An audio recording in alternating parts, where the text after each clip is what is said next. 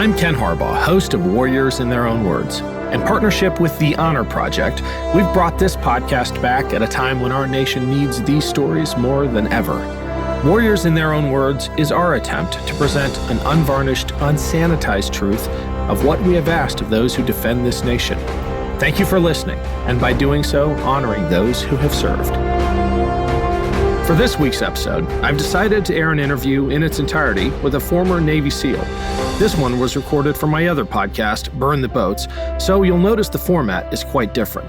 The spirit of the interview, however, is what you've come to expect from Warriors in Their Own Words, an unfiltered, unsanitized perspective on war. I wanted to share this interview with this audience because it is so timely and so important.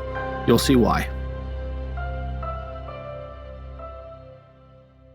My guest today is Dan Barkhuff, a former Navy SEAL with multiple combat deployments and an expert in urban warfare.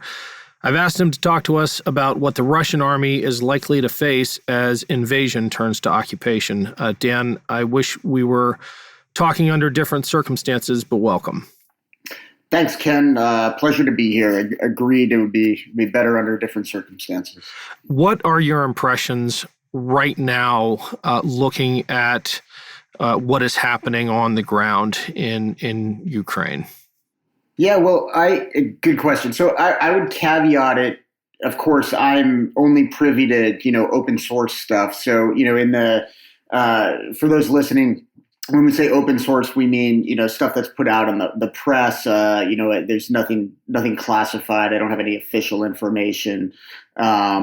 And I would also caveat that I'm by no means an expert in Ukrainian or Russian kind of order of battle issues, but I can tell you a few things, based on my experiences in urban combat and war zones that I've noticed. So, the first thing with the Russian offensive that kind of jumps out is the difference between kind of maneuver warfare and positional warfare. So when we talk about maneuver warfare, this is kind of a Napoleonic ideal where you have big armies or units in the field that are trying to achieve relative superiority by maneuvering on one another and attacking one another's flanks and getting to the rear of your opponent and things like that.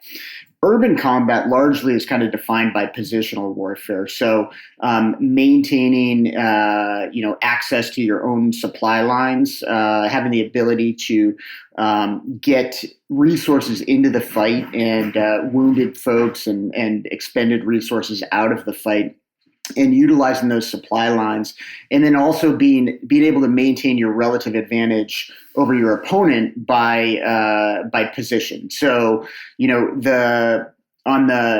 a term we used to use was green side versus, kind of the black side. The green side, when we say that, we talk about, kind of warfare in a land warfare type environment. So you're out in the woods, you're in the jungle, you're on a mountain, that kind of stuff.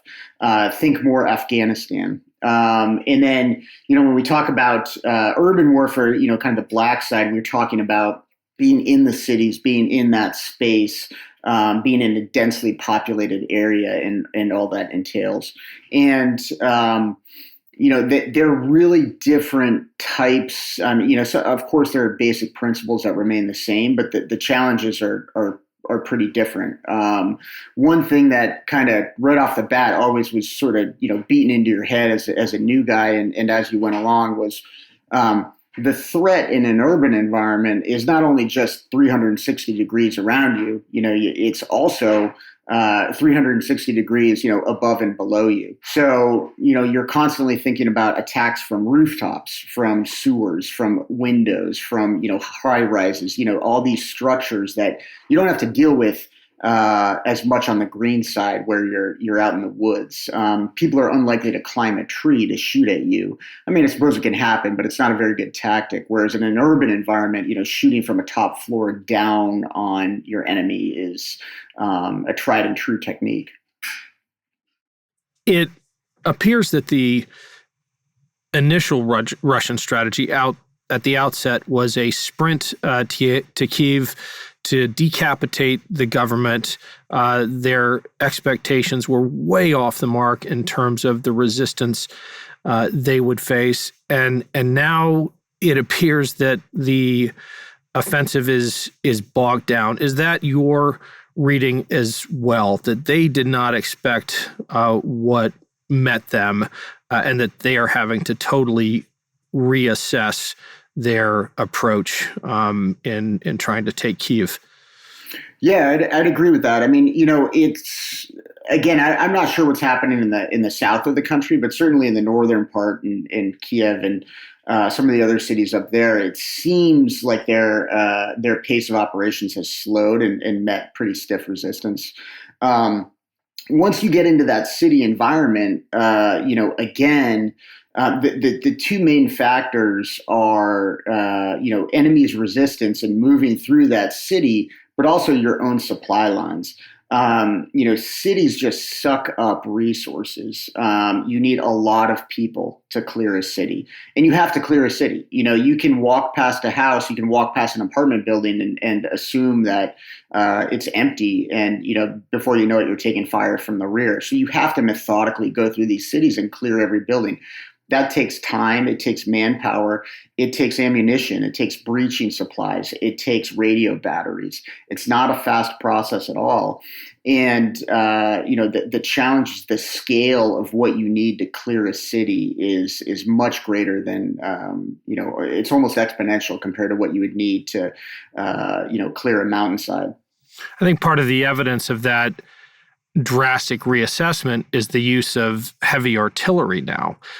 That doesn't seem to have been planned for initially, when the expectation was that they would roll right in. In fact, Russian soldiers were being told they'd be welcomed with open arms, and now they are apparently indiscriminately shelling cities. They're hitting civilian areas. They're bombing kindergartens.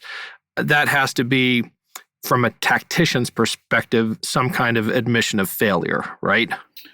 Yeah, I would think so, to an extent. The Russian, the very little I know about Russian military doctrine, they've historically depended on massed fires. They have a lot of artillery. That's always kind of been their strength is firepower, and so.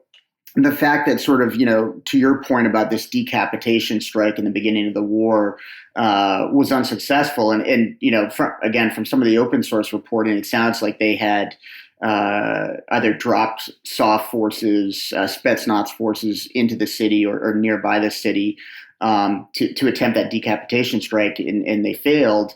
They seem to be going to plan B or even C at this point, which would be to, kind of reduce the cities through indirect fire.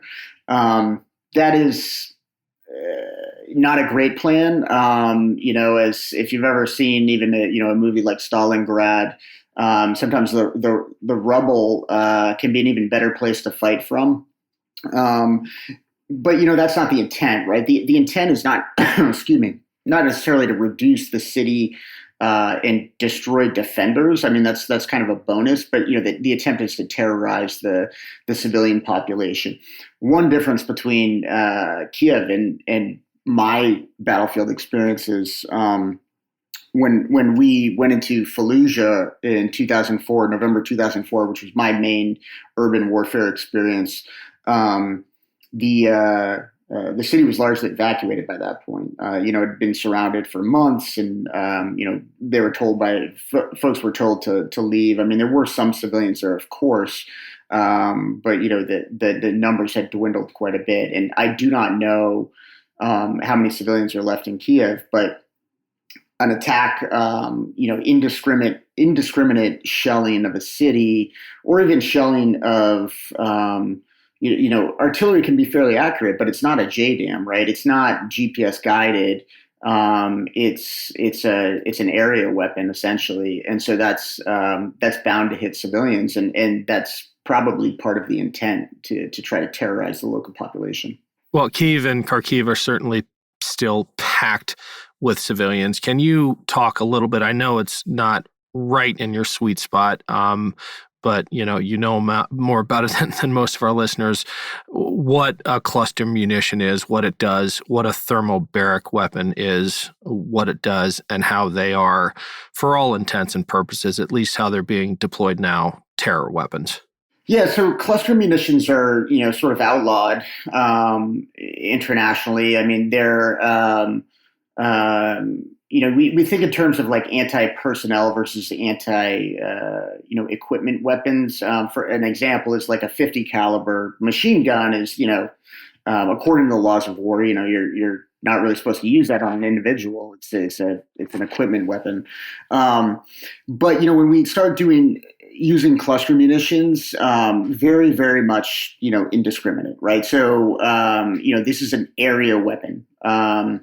The ideal situation to use something like that would be with, a mass of troops in the open, right? Troops in the open, fire for effect. Okay. A thermobaric device, most of the munitions that are used are designed to kill and maim people and injure people, a little bit with the blast, but more so with shrapnel. And so a thermobaric device creates like an overpressure wave, and it can be used with pretty devastating effect inside of a closed structure. So in a place like a city, where you have these things going off inside of a house or inside, or even, in a narrow alleyway, let's say, it's going to magnify those effects. So instead of, a piece of shrapnel, hitting a person, you're dealing with this massive wave of pressure, which can, drop a lung or, just, kill someone from the blast itself, as opposed to a missile that is, picked up because of the blast or a piece of shrapnel. Again, totally indiscriminate when used in this way. I mean, if it's a trench attack miles from a city, that might not violate Geneva Convention rules, but when a thermobaric weapon is used in a city, when a cluster munition is used in a city, safe to say that it's being used to terrorize the civilian population. I'd agree with that, Ken. And it's not a thermobaric weapon is, it's, for example, think of an apartment building, right? Like an apartment building in, a big city, Philadelphia or Chicago or whatever. And, when you have this blast overpressure that's made even worse, by the confined space, you're indiscriminately, killing everybody in that space, right? So there's no ability to, selectively target people with a weapon like that. That's, not, you might get some Ukrainian military personnel if you're the Russian firing it, but you're also bound to kill anyone who's in that room or in that structure as well. And the other thing too is they just have a tendency to collapse structures. So, a thermobaric, even a thermobaric hand grenade, which exists, drop a structure. So we're in a situation now where that lightning strike failed, that decapitation attempt against the Ukrainian government failed. They are now terrorizing to soften up these urban targets with the expectation that Russian tanks are going to start rolling in and going house to house.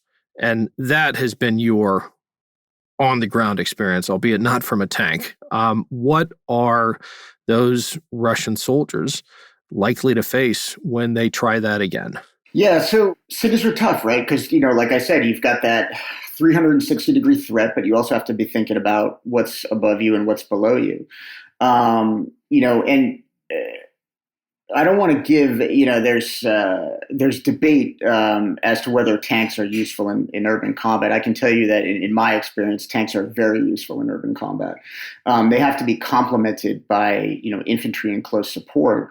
But having the ability to, if one were to try to, hit a house with a squad of soldiers and, was barricaded inside, having the ability to walk out of that house and talk to your tank that's a block away and have them come over and fire a round into that house is pretty useful.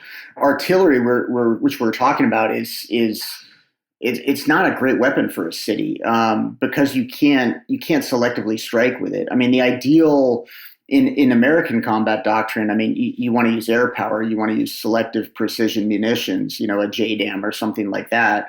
Or in modern times, even some of our drones, where you can really get accurate with that. Well, one of the problems with urban combat, especially for these Russian forces, they don't have air. It's not just air superiority, Ken. It's air supremacy. They have to be able to own the sky over these cities to safely support their troops on the ground. So, these Russians, these Russian foot soldiers, patrolling into these cities, their best bet for getting supportive fires is probably to have tanks with them. Now, double-edged sword, right? Because those tanks are pretty big weapons, but also pretty big targets. And a lot of the weapons have been moved into Ukraine from allied countries, including our own, are anti-tank weapons. The other thing about urban combat is it's on the individual combatant, it's exhausting, right? It's, to clear a high-rise building, I mean, you're not taking the elevator, right? Like you're going, if you've got a 10-story building, that's, 10 flights of stairs that you're probably going up and down multiple times, and then you're clearing all the rooms on each level. I mean, it's physically exhausting. It takes a long time, not to mention how terrifying it can be and how dangerous it is. So it's really, they have a tall order in front of them. Can you talk a little more about that fear? And don't worry about making it graphic, because I worry sometimes that Americans watching this, some still see it through the lens of a video game. I mean, recently it was revealed that some of the footage coming out was actually borrowed from video games. It's just so ironic that that's how we choose to see conflicts like this, and it's not a video game. And I want you to talk both about your experience as a SEAL, but also what you see in an emergency room. I mean, this is not the toll that this takes is horrific. Yeah. So, I mean, when I was, 24 years old, clearing rooms in Fallujah, it was psychologically exhausting on everybody in the unit. You go into a house and, the way all military units are trained to do is to kind of flow off one another, because you don't know. I mean, with certain exceptions and special mission units where they have a floor plan before they hit a house, you don't know what you're getting into. You go into a house; it's a house you've never seen before. You don't know what it looks like inside. So, the number one man, when you make entry into that structure, maybe there's a door, maybe there's somebody there, a threat that needs to be addressed. And as you move through a house with a unit of soldiers, everyone's going to have their time at the front of that stack, right? Like, so, because there's no way for, one guy to be the point man. Not that you'd want that anyway, but there's no way for one guy to be the point man on every room, right? So everyone's going to have that time where they're the number one person in the stack, and you've cleared as much as you can from kind of pieing off the door from that side in the hall, and then you have to make entry. And it's comforting to know that your buddies are right behind you, but you're the first guy to pop your face through that door, and that's how people die, right? Like it has to be done in this context, but everyone knows that number one guy through the door is, if there is a bad guy in that room, they're likely to get shot. So just the psychological stress of that, and doing it over and over, and you do it in a 3-bedroom house, right? And then you do it in an apartment building with, 100 rooms or 100 apartments, and each of those apartments have multiple rooms. You don't know which one's going to have, an AK-47 round waiting for you. Add to that, you've got the issue of people shooting at you, inside a house. You've also got the issue of, booby traps and the like, right? IEDs, these things. The Chechens in the first Chechen conflicts in the 90s were, one of their TTPs was just to, kind of lure Russian troops into a house and then pancake it, right? So, there were multiple houses in Fallujah that, we went into that had IEDs inside. That's a common tactic is to booby trap a house and just, you shoot you pop off a couple shots from the top window and you get a squad to run up to the door and you go out the back door to a different house and you wait for that squad to make entry and then you clack off and blow up the house, right? Like that's been done for forever. So it's incredibly just exhausting to engage in this kind of combat. How does the presence of civilians, of women and children in that environment add to that mental toll and that overall stress? Sure. I mean, I think, the short answer is it adds to it, right? I mean, having the added burden of trying to, if you knew, beyond the shadow of a doubt, every single person in a city was hostile, it would be, psychologically easier, right? If you see movement, you can shoot at it, right? But, you can't do that in a situation like, in any real world situation, because you never know that for sure, that everyone on a target is hostile.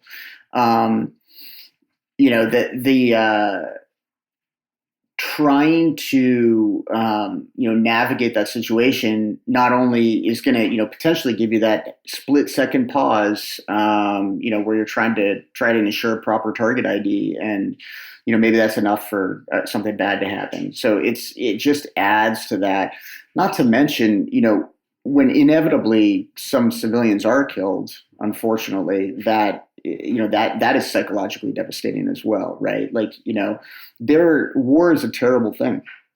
And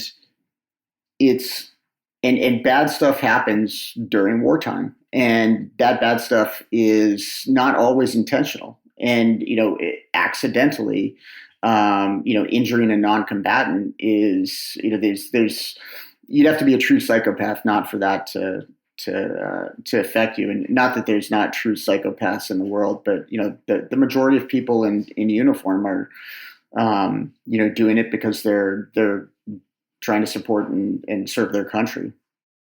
With the busy fall season just around the corner, you might be looking for wholesome, convenient meals for jam-packed days. Factor, America's #1 ready-to-eat meal kit, can help you fuel up fast with chef-prepared, dietitian-approved, ready-to-eat meals delivered straight to your door. You'll save time, eat well, and stay on track with your healthy lifestyle. Too busy with your end-of-summer goals to cook but want to make sure you're eating well? With Factor, skip the extra trip to the grocery store and the chopping, prepping, and cleaning up too, while still getting the flavor and nutritional quality you need. Factor's fresh, never-frozen meals are ready in just 2 minutes, so all you have to do is heat and enjoy, then get back to crushing your goals. Level up with Gourmet Plus options prepared to perfection by chefs and ready to eat in record time. Treat yourself to upscale meals with premium ingredients like broccolini, leeks, truffle butter, and asparagus. With Factor, you can rest assured you're making a sustainable choice. We offset 100% of our delivery emissions, source 100% renewable electricity for our production sites and offices, and feature sustainably sourced seafood in our meals. This August, get Factor and enjoy eating well without the hassle. Simply choose your meals and enjoy fresh, flavor-packed meals delivered to your door, ready in just 2 minutes, no prep, no mess. Head to factormeals.com/warriors50 and use code warriors50 to get 50% off. That's code warriors50 at factormeals.com/warriors50 to get 50% off. I'm Allison Holland, host of the Kennedy Dynasty podcast. Equipped with a microphone and a long-term fascination of the Kennedy family, I am joined by an incredible cast of experts, friends, and guests to take you on a fun, relaxed, yet informative journey through history and pop culture. From book references to fashion to philanthropy to our modern expectations of the presidency itself, you'll see that there is so much more to Kennedy than just JFK or conspiracy theories. Join me for the Kennedy Dynasty podcast. There are videos coming out of Ukraine still of crowds of unarmed, incredibly brave Ukrainians literally stopping tanks with their bodies, piling up on the roads so that the Russians can't get past them. I would imagine the days of Russian commanders tolerating that are numbered, and it won't be long before that, even among the average Russian soldier, the patience is gone, and they're being told to keep driving. Mm-hmm. I have to believe that at some point in Fallujah, or in other operations you were on, your default switched to seeing civilians as threats. Do you see that happening soon? Yeah, and if it isn't already, I mean, this individual shall remain anonymous. He was not a SEAL. He was from another unit. But I've heard a high-ranking officer say to Allied snipers, those men are not. There were some unarmed men walking through the city, and the line I'll never forget was an American officer saying, they are not surrendering, they're maneuvering, and I want you to engage them. And it wasn't. I was in the room, and these snipers were not SEAL snipers, and they refused to engage them, and that was the right decision by the laws of war. But it's. I'm not sure that the Russians are always gonna abide by that, and maybe those guys were maneuvering, right? Like, so, these two guys were walking left to right across the street, and they were unarmed. They were not, legitimate targets, but, maybe they were insurgents, and it was a common insurgent tactic to, leave weapons at one house and wave a white flag and walk to a different house and pick up some more weapons and take back to the windows. So, I think if that hasn't already happened, it's inevitable that will be happening soon. Do you have any insights on the Russian attitude toward war? And I'm not asking you to talk geopolitically, but as a SEAL, you studied Spetsnaz, you studied your main adversary should the balloon ever go up. How is that training done? What is that capability? What is the mindset of your Spetsnaz operator, and does it differ materially from how we go to war? When I was in Buds, Ken, there was I think it was SAS or SBS guy who came through and was kind of doing a tour of Buds with the commander. And I remember the captain who was in charge of the Naval Special Warfare Center at the time said, one of the things you'll realize is that you have a lot in common with your soft counterparts, no matter where they are. I don't have any special insight into Spetsnaz training. I'd imagine they're not that dissimilar psychologically to special operators in any country. Which the people who are attracted to that type of work are generally kind of cut from the same cloth. I think in this situation, it's unfortunate that this has happened. I mean, it's terrible. This is the huge land war in Europe with the potential to become a global conflagration, and they've got ultimately it's 19 and 20 and 25 and 30-year-old young men and women who are they're trying to do their jobs, and as their political leadership set them out to do. And so I don't harbor any specific resentment towards the Russians, aside from their leadership. But, I think, all that being said, I hope the Ukrainians are quite successful at defending themselves and, inflicting casualties on the Russians. Talk about that Russian conscript, that 20-year-old non-volunteer, and I'm distinguishing that kid Sure. from the the Spetsnaz guy, because the bulk of the Russian army, it appears, had no idea what they were being sent to do. What is the role of morale? What is the role of morale in an invasion like this?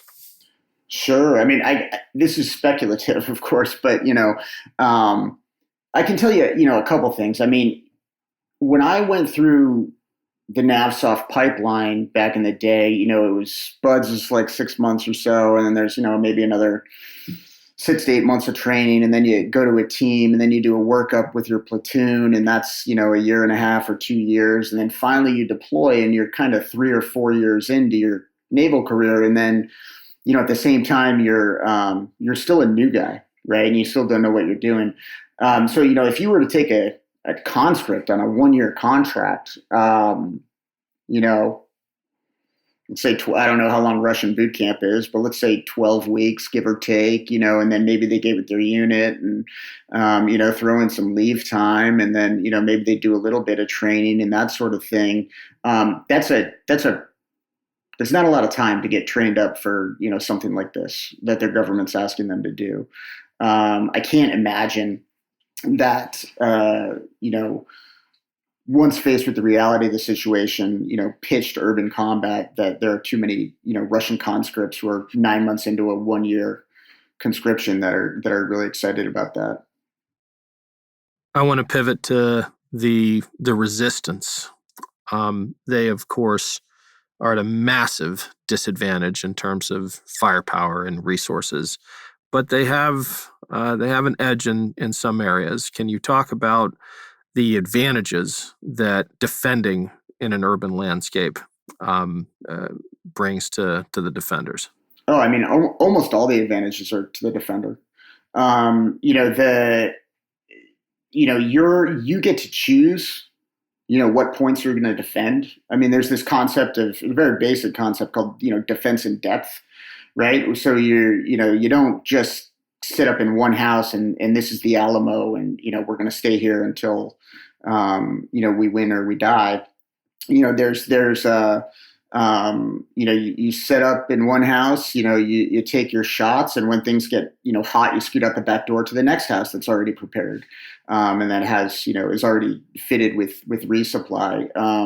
The advantage of being able to choose when you're going to initiate contact is immense, right? Like, in an urban environment, the kill zones are the streets.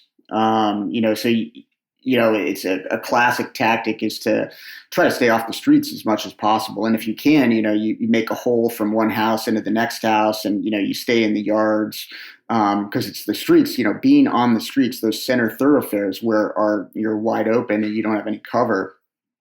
Inevitably, you're going to have to walk up a street at some point. And that's when the defenders get to choose, when the time is right to spring on that ambush. So really, I mean, for all intents and purposes, all of the advantages are to the defense. The only thing that I can really think of is, if you threaten the defender's supply lines and it turns into kind of like a siege-like state, and they don't have the ability to evacuate casualties and to resupply, that's kind of an advantage for the force walking through the city. But by and large, I'd say 90% of the advantages rest with the defenders in this situation. Do you have any prediction as to how the coming week or two will unfold? My prediction is that I will be wrong in whatever prediction I make. But if I had to make a prediction, I think the Russians have one of two options. Well, three, really. They can withdraw, seems unlikely. They can turn it into a siege and just try to starve the government into submission. Then you're battling the clock, right? And then at what point does, Poland start flying C-130s overhead and dropping pallets of gear? Or you can go through and try to clear the city. I've never read the CIA psychological profile of Vladimir Putin, but my prediction is he's gonna assault the cities. The other two don't seem like things that he is prepared to do. One, because it takes too much time, and one because it's sort of admitting failure. So I hope I'm wrong. I have a history of making many wrong predictions in the past, Ken. So I hope I'm wrong on this one too. But I think there's a pretty high probability that there's going to be some pretty bloody weeks ahead. Me too. Yeah. Do you have thoughts? I'm sure you do. What are your thoughts on our countrymen, Americans who have sympathized with Putin? You have an incredibly influential news personality on the right, I'll call him out, Tucker Carlson, saying, why should I root for Russia, which I am, saying, why is it disloyal to side with Russia? I think we should probably take the side of Russia, all direct quotes. We have the former president praising Putin as a genius, and I'm always careful here, so I'm going to quote directly. He said he's going to go in and be a peacekeeper, calling those troops peacekeepers. We have a Senate candidate in Delaware saying, I identify more with Putin's Christian values than I do with Joe Biden.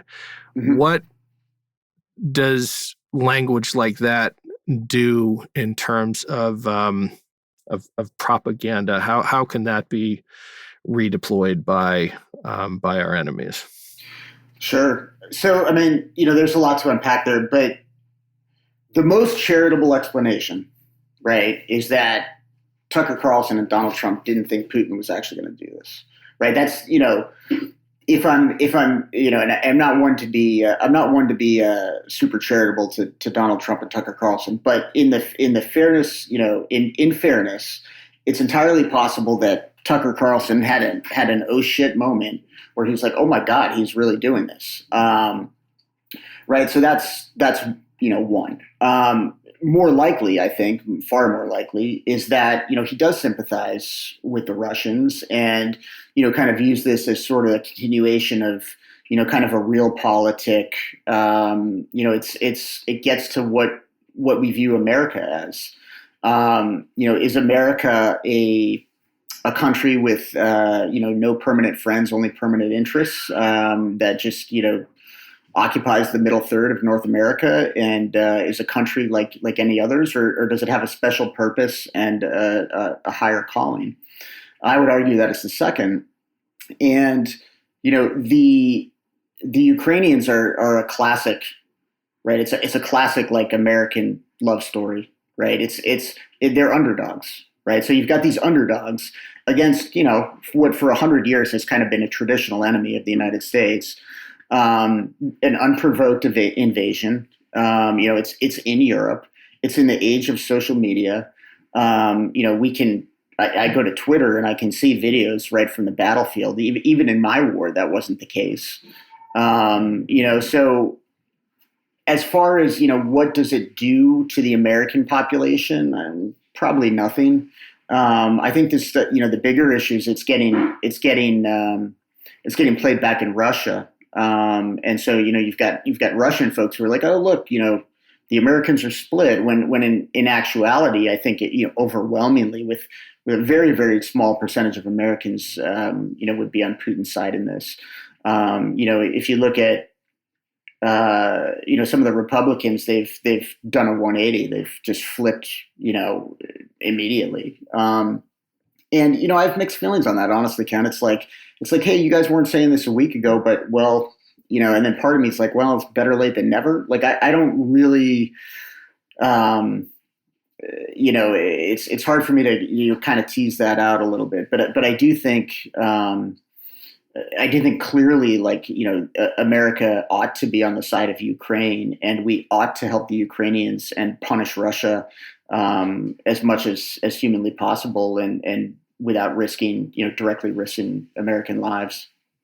Well, that's what I want to finish with, because if America indeed is a nation that considers more than just its own interests, if we are a nation with a special purpose, what can we do? Yeah, I mean, there's a lot that we can do. I mean, keep your pressure on your, the representatives, right? Like, this is a time to call your senator, right? This is a time to write a letter. This is a time to write an editorial. This is a time to show our humanity by welcoming Afghan refugees. This is a time to show our humanity by, taking up a collection at your church for Ukrainian refugees who are in Poland. This is a time in which, you might feel like we're far and away and we're quite disconnected. But even something as simple as, sharing, a link on social media that, is looking to get blankets to refugees in Poland or Moldova or the like. Those are things that average people can do. I think that America does have a special purpose. I think we have an obligation. I don't think we can withdraw from the world. I think that we are a nation that prides ourselves on helping. Time and time again, we've stepped in. Are we perfect? Of course not. Of course, this country is not perfect.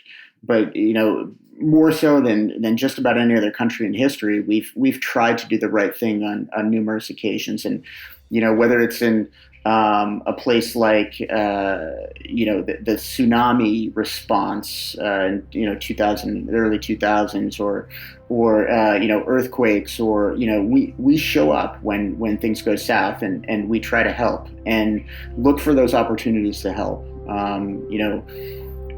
Our country is better served by people who want us to be involved in the international community and influence in events before events just happen to us. I couldn't agree more, Dan. And a great note to close on.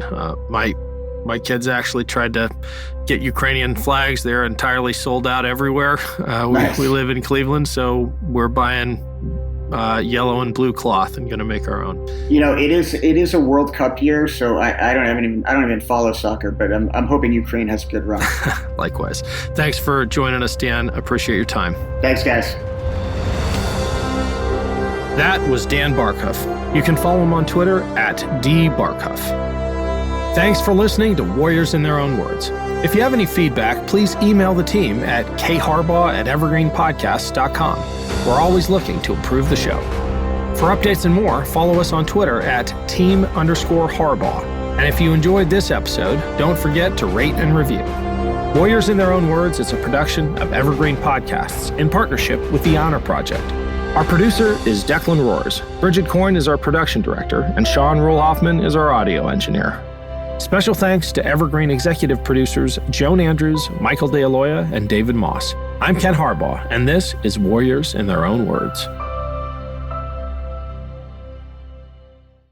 I'm Allison Holland, host of the Kennedy Dynasty podcast.